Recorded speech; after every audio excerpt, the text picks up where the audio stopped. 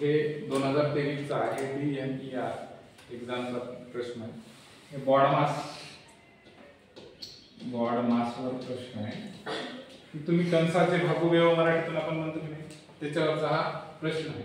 फक्त प्रश्न काय आहे की कशाला काय म्हणतात हे चिन्ह दिलेले आहे. आता इथं लिहित असताना आपण थोड्याशा गोष्टी नाही का बारकाईने लक्षात ठेवायच्या. पहिल्यांदा 15 आहे, पुन्हा पर्सेंटेजचं चिन्ह दिलेलं आहे. पण पर्सेंटेजला म्हणलं काय इकडे, पर्सेंटेजला काय म्हणलं वजाबाकी आपण डायरेक्ट लिहून टाकूया. नंतर 121 आले. नंतर ऍटरेटला काय म्हणलं भागाकार लिहिला. पुन्हा 11 जशाला तसं लिहिलं. पुन्हा अँडला काय लिहिलं बेरीज. पुन्हा कंस लिहायचा आणि 72 आणि 12 याच्या मधोमध जे चिन्ह भागाकाराचं आहे. पुन्हा नंतरचं चिन्ह गुणाकार. नंतर 55 च्या नंतर ऍटरेटला काय भागाकार. पुन्हा इथं 5 ब्रॅकेट कंप्लीट. पर्सेंटेजच्या चिन्हाला काय म्हटलं वजाबाकी. आणि नंतर दुसऱ्या ब्रॅकेट मध्ये 40 अँडला काय म्हणलं बेरीज. आणि हे 8 कंप्लीट. आता काय झालं बघा, सगळ्यात अगोदर आपण काय म्हणतो असतो बी म्हणजे ब्रॅकेट.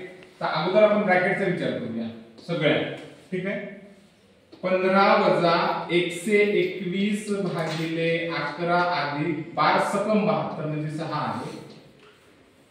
5 11 55 5 11 55 किंवा 11 5 55 असं वजा 40 आणि 8 48 एवढं कळलं सगळ्यांना. आता पुढे काय राहते, तुम्ही काय करत असता डिव्हिजन अगोदर करत असता. डिव्हिजन म्हणजे कशाला म्हणतात भागाकार. हे पाहिजे दुसरा डिव्हिजन आहे.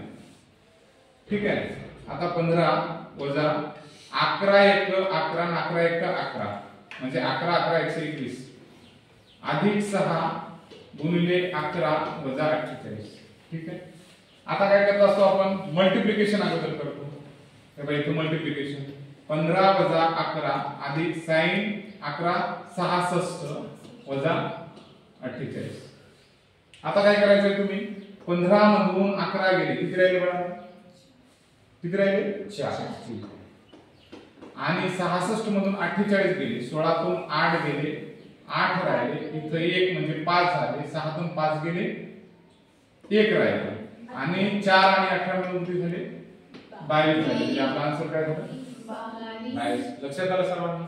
फक्त याच्यामध्ये करत असताना जी सांकेतिक भाषा असते की कशाला काय म्हणायचं बार काही ऑब्झर्वेशन करायचं. त्या चिन्हाच्या जागी हळूवार गडबड करायची नाही. हळूवार चिन्ह द्यायचे, स्पीड करायचा नाही. आणि मग नाही का प्रोसेस कशी बॉडमासनुसार अगोदर ब्रॅकेट मधलं कंप्लीट करायचं. ब्रॅकेट मधलं नंतर भागाकार. डिव्हिजन म्हणजे भागाकार झाला पाहिजे. नंतर कशाचं करायचं मल्टिप्लिकेशन म्हणजे गुणाकार. नंतर ऍडिशन आणि नंतर मग सबट्रॅक्शन म्हणजे वजाबाकी शेवटी करायची. लक्षात आले प्रोसिजर बॉडमास अशा पद्धतीने.